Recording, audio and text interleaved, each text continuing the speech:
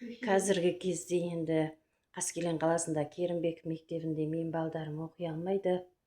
Талғар қаласында 9 мектепте ұлым Қайсар оқып жүр. Ол жақта директор Алма деген әйел кісі ұлымды маған қарсы қойып жатқан сияқты.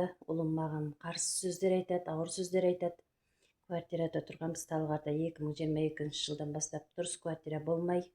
Ұлым мама мектеп ауыспайыншы деді, сосын жарайды деп анам Гүлжаханға сеніп Талғарға тастап кеткем.